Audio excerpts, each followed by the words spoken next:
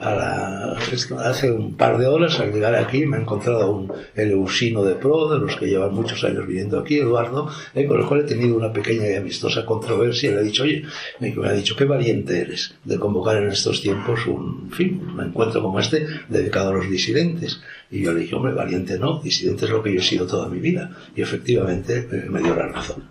Bueno, es así, yo he sido disidente toda mi vida. Yo nací disidente, yo creo que disidente se nace. Yo, en los textos que sirven de introducción a este curso, he intentado marcar la diferencia entre disidencia y disidente. El disidente, con D mayúsculo, es un arquetipo. Fue el psicólogo y gran filósofo Jung, discípulo de Freud, y luego se reveló buen disidente como era contra Freud, y fue defenestrado por el propio Freud. Jung fue el que creó el concepto de los tipos psicológicos. Por ejemplo, el extrovertido y el introvertido, etcétera, conceptos que no existían hasta esa época y que, en definitiva, definen el carácter con el cual cada persona viene al mundo. De ahí que se escriban con mayúsculo. Bueno, uno de los tipos psicológicos es el disidente. Y yo creo que el disidente no se hace, el disidente nace. Luego es verdad que va afilando, perfilando, dotando de fundamento moral, de fundamento filosófico, de fundamento cultural a su carácter de disidente, pero quien no ha nacido disidente no va a serlo nunca. Y en cambio, quien ha nacido disidente va a serlo toda la vida, va a serlo siempre. Mi madre siempre decía de mí algo que parece ser que viene de Unamuno, gran disidente de la cultura española. De Unamuno se dijo en cierta ocasión lo mismo que mi madre decía de mí siempre. Cuando mi hijo llega a un lugar en el que alguien está en uso de la palabra, lo primero que hace es preguntar ¿de qué se habla? ¿Qué me opongo? Bueno, es verdad. Yo, y no me estoy refiriendo a edades más o menos adultas, a cuando yo tenía 18, 20, 22 años. Cuando yo tenía 3, 4, 5 años, empecé a ir al colegio, empecé a jugar en la calle. En aquella época se jugaba en la calle. Empecé, en definitiva, a hacer eso que ahora se llama socializar. Me di cuenta de que casi todo el mundo pensaba acerca de casi todo lo contrario de lo que yo pensaba acerca de casi todo. Y eso era constante. Y se manifestaba, bueno, en cosas mínimas propias de la infancia, pero luego, a lo largo de la vida, se fue manifestando constantemente. Entonces, de eso vamos a tratar en este curso, del disidente, y no de la disidencia. La disidencia es militancia, en definitiva. Uno se puede ser disidente de determinadas cosas en un determinado momento. Eso lo puede ser cualquiera. Por ejemplo, en estos momentos, no sé, cualquier persona que se considere de derechas podrá ser disidente del gobierno de Sánchez, o cualquier persona que se considere del gobierno de Sánchez será disidente, de la derecha, de Vox, de Ciudadanos, del PP o de lo que sea. Pero eso es transitorio, eso no es constante, eso no es un arquetipo, eso no es un tipo psicológico, es distinto. Entonces, bueno, yo me explayaré un poco sobre mi actitud en esa guerra civil. Mi actitud en las guerras civiles es siempre la misma. Yo no intervengo. Yo hubiera sido, cuando estalla la Guerra Civil Española, la última, porque este es el país que más guerras civiles ha tenido a lo largo de la historia universal. No es una idea de Dragó, es un frío dato proporcionado por la historia. Este país está en guerra consigo mismo desde la noche de los tiempos. Por lo pronto, desde los romanos y los cartagineses, que libran aquí los episodios más cruentos de las famosas guerras púnicas. Y la mitad de las tribus españolas se va con los romanos y la otra mitad de las tribus ibéricas se va con los cartagineses, y así seguimos. Desde entonces, bueno, Lorca, al cual citaré con más detenimiento luego, tiene un verso que no tiene nada que ver con esto, porque es un verso ambientado en un poema en el que describe una reyerta entre payos y gitanos, o mejor dicho, entre gitanos, pero dijo, aquí pasó lo de siempre, murieron 4 romanos y 5 cartagineses. Bueno, la verdad es que eso es así. El guerra civilismo de los españoles es verdaderamente extraño, llamativo, inquietante, preocupante y constante a lo largo de la historia. No digamos lo que fue el siglo XIX. El siglo XIX está plagado, hubo 3 guerras civiles, las 3 guerras carlistas, y por desgracia todos sabemos lo que ocurrió entre el 36 y el 39, y todos sabemos lo que está volviendo a ocurrir ahora, donde afortunadamente, no se llega a una guerra con pistolas, con fusiles, con arcabuces y estas cosas, pero prácticamente todos los fantasmas o no fantasmas que desencadenaron en su día la guerra civil están otra vez puestos sobre la piel de esta piel de toro. Bueno, entonces, cuando estalla la guerra civil, el 18 de julio de 1936, hay un grupo de españoles, entre ellos Ortega y Gasset, entre ellos María Zambrano, entre ellos Gregorio Marañón, españoles cultivados, muchos de ellos que habían apoyado a la República, que se lavan las manos y se refugian los primeros días en la residencia de estudiantes, en la famosa residencia de estudiantes, donde habían afilado sus primeras armas precisamente García Lorca y Salvador Dalí y Luis Buñuel y Pepín Bello y tantos otros. Y allí transcurren los primeros días de la Guerra Civil sin intervenir en ella, lavándose las manos, no queriendo saber nada de ese conflicto. Entonces, yo esto lo digo, pero me explayaré más sobre el asunto, porque yo en esta guerra entre los vacunicistas, por llamarlos de alguna manera, y los negacionistas, no he querido intervenir, a pesar de que continuamente se pretenden que intervenga. En mi cuenta de Twitter, yo abrí la cuenta de Twitter cuando nos confinaron. Yo detestaba y sigo detestando las redes sociales, pero estaba encerradito en casa, me aburría, me habían echado por motivos políticos de mi habitual tarea de columnista en El Mundo, tal vez, me voy a meter en esto de Twitter a ver qué es, y resulta que ahora tengo ya 117.000 seguidores, ¿no? Entonces la verdad es que, bueno, utilizo Twitter como un género literario a mitad de camino entre la abeja y la avispa. Es decir, suministro como la abeja miel o suministro como la avispa, pues también veneno que pica, veneno que escuece, y la verdad es que me divierte mucho.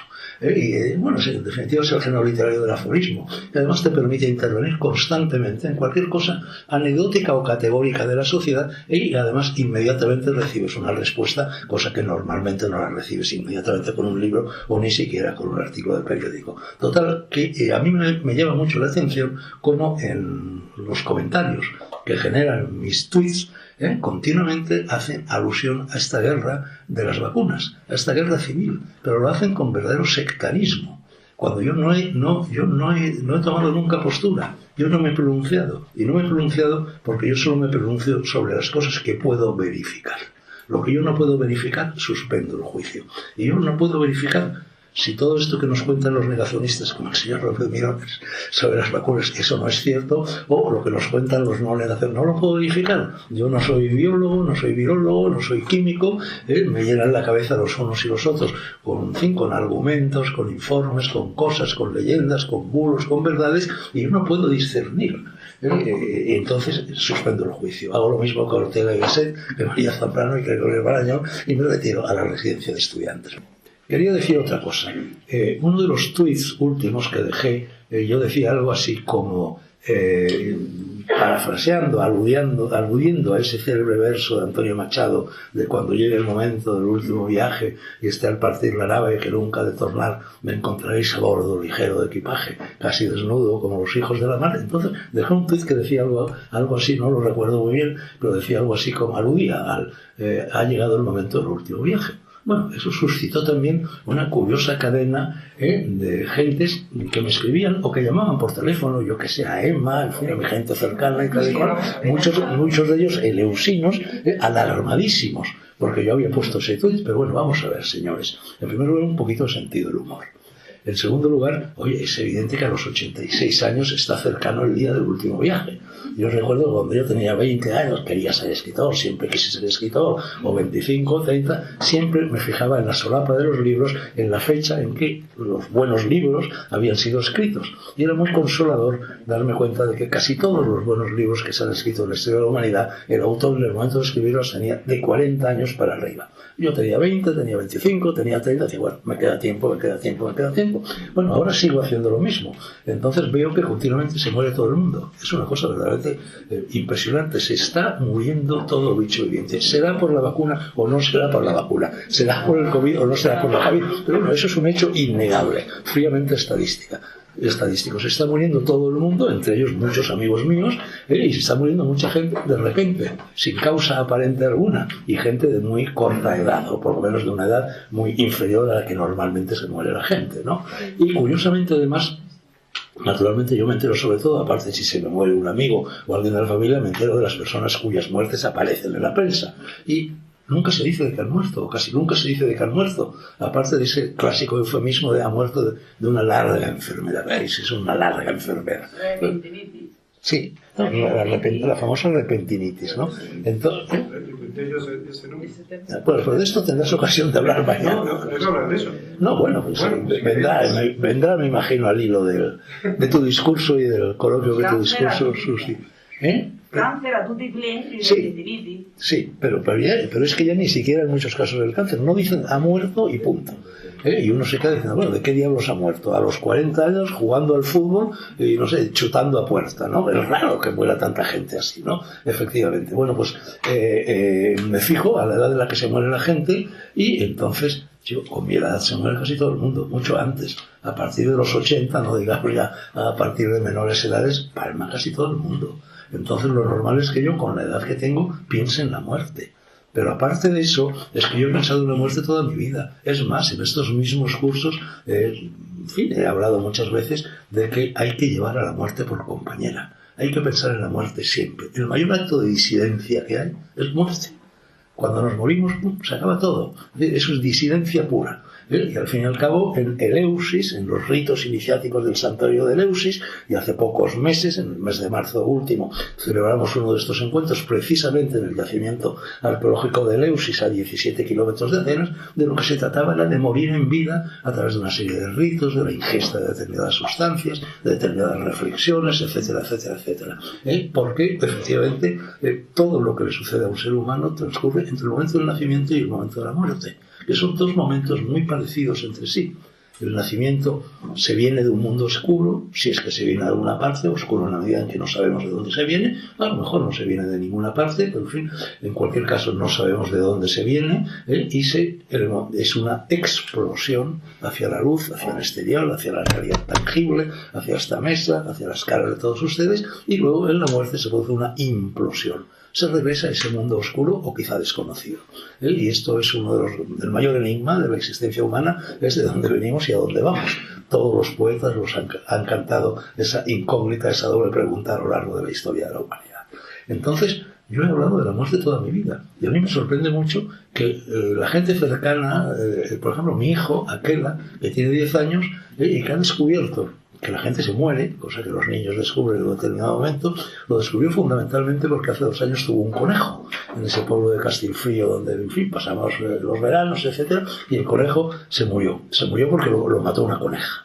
Entonces descubrió que se moría la gente, ¿no? Y desde entonces, todas las noches, pero todas, una detrás de otra, cuando llega el momento en que yo me voy a la cama y él se va a la cama, el beso de buenas noches, me dice, papá, no te muevas. Digo, pero bueno, se ha tomado muy en serio esto verdaderamente, y también los eleusinos, que se han preocupado muchísimo. ¿Pero qué pasa? Está enfermo, se va a morir, ha dejado eso del último viaje de Antonio Machado, etcétera. Pero si yo delante de ellos he hablado constantemente de la muerte, si está en mis libros, si siempre he pensado en la muerte, si siempre he citado ese endecasílabo, el más hermoso endecasílabo de toda la lengua italiana, que es de Petrarca, que dice un bel morir tutta una vita honora. Toda mi vida me he esforzado en vivir de tal manera que pudiera llegar en paz al momento de la muerte. Bueno, esto por lo que se refiere, en fin, a ese tuit machadiano que tanto os ha alarmado. ¿El porqué de este curso? Bueno, este curso nace, aparte de que el disidente es, en fin, la gran figura que mueve el mundo, el disidente por antonomasia, y hablaremos un poquito del Sócrates, pero lo que está sucediendo en el mundo verdaderamente es brutal, es salvaje.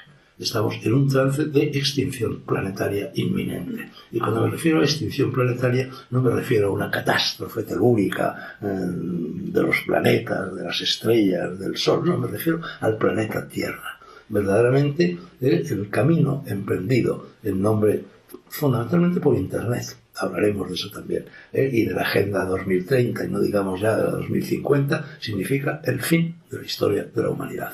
Y un fin, un apocalipsis, pero un apocalipsis que está al alcance de la mano, que se está manifestando por todas partes. Hablaremos de eso. Entonces, respecto a este mundo que nos está rodeando, yo cultivo la enmienda a la totalidad.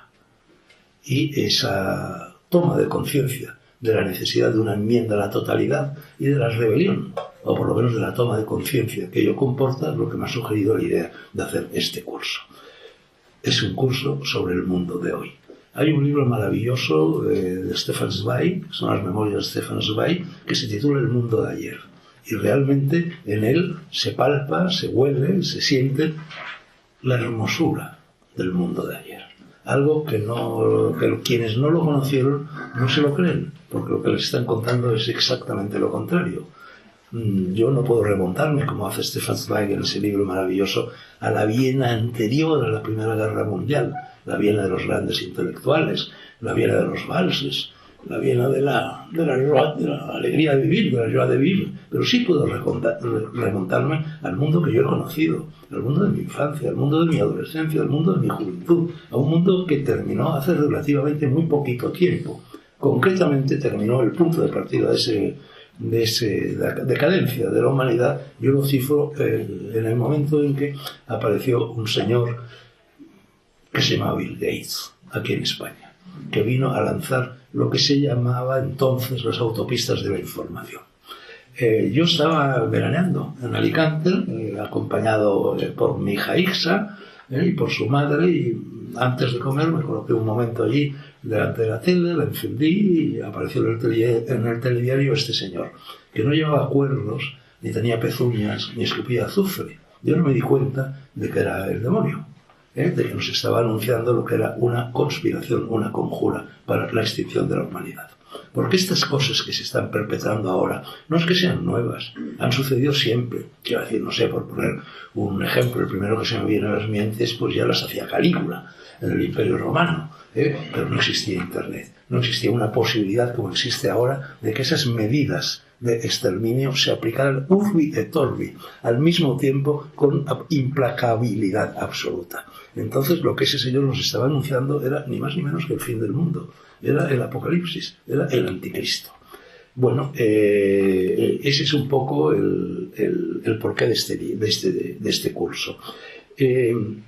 Yo a lo largo yo podría estar, en fin, casi como si fuese Fidel Castro en uno de sus célebres interminables discursos, estaba 6, 7, 8 horas hablando sin parar. Yo podría estar hoy hablando horas y horas y horas basándome en esta especie de escaleta, en estas anotaciones que he tomado, porque es el tema de mi vida, la disidencia, ¿no? Pero voy únicamente a lanzaros estas cosas que yo desordenadamente apuntando aquí para ver si dan pie a lo que más me interesa en este curso, que sería un coloquio en el cual efectivamente confrontemos nuestras respectivas disidencias, si las hay, que si las habrá. Hay mucha gente nueva en este curso, porque a lo largo de los encuentros eleusinos son ya 36 cursos, que en realidad prolongan los cursos de viaje al conocimiento, así se llamaban entonces, que yo dirigí en los cursos de verano de la Complutense en el Escorial, precisamente, que fueron como 15 o 20, son ya casi 50 y tantos cursos de este tipo, y por una parte hay entre las personas que asisten a estos cursos un núcleo duro, casi lo que yo llamo la familia eleusina, que es la que más se ha alarmado con mi tweet sobre el último viaje. Y luego hay gente nueva, afortunadamente, gentes que van llegando y que a lo mejor se van a sentir sorprendidas porque aquí se dicen cosas por mí o por los ponentes, por las personas invitadas a tomar la palabra, que no se suelen escuchar en ningún otro ámbito. Por una razón muy sencilla. Aquí esto es un espacio de algo que ha desaparecido en la sociedad actual. Es un espacio de libertad de expresión, de libertad de opinión y de libertad de información, en el cual, de modo educado, de modo correcto, de modo culto, de modo ilustrado, se puede escuchar cualquier cosa que pueda sonarnos a barbaridad. Pero hay que escucharlas con respeto. Así que, por favor, no os asustéis de nada de lo que aquí se diga. Estas anotaciones están desordenadas y mezcladas. ¿Por qué? Porque yo estoy convencido que el orden nace del caos. Y, a su vez, cuando el caos sobrepasa determinados límites, se experimenta la necesidad de ordenarlo. Yo utilizaría la imagen del puzzle, del rompecabezas. El rompecabezas, cuando llega está deshecho. Hay decenas, centenares de piececitas. Y luego, pues, el niño, acompañado no por su papá, por su mamá, por otro amigo, por su primo, por su abuela, por el portero de la casa, por quien sea, va ordenando todas esas piezas hasta que consigue recomponer el puzzle. Pero lo ha hecho partiendo del caos. Del caos se llega al orden y cuando ya está compuesto el puzzle, ¿qué hace? Deshacerlo, para volverlo a empezar otra vez. Bueno, pues este es un poco el sistema que voy a seguir yo en la charla de hoy. Así, perdonad que las cosas que vaya diciendo sean desordenadas entre sí. Vais a escuchar también muchas alusiones a mi persona. Os ruego que no las atribuyáis al narcisismo. sino que las atribuyáis al hecho de que, bueno, de que la disidencia está imbricada en mi vida, desde mi más tierna infancia, y a que, en definitiva, lo que se pretende, si tuviéramos que resumirlo a un solo concepto, con los encuentros eleusinos, es el viejo precepto del nosce te ipsum, averigua quién eres. Y la única forma de averiguar quién eres, o por lo menos una de las formas imprescindibles, es averiguar quién has sido. Has sido lo que ahora eres, y has sido lo que serás. Y cuando sabes lo que has sido, y lo que ahora eres, y lo que serás, entonces el resultado de esos tres sumandos es simplemente morir en paz. La persona que sabe lo que ha sido, que sabe lo que es, lo que ya era al nacer, y lo que sigue siendo al morir, esa persona muere en paz. Y al fin y al cabo se trata de eso, de morir en paz.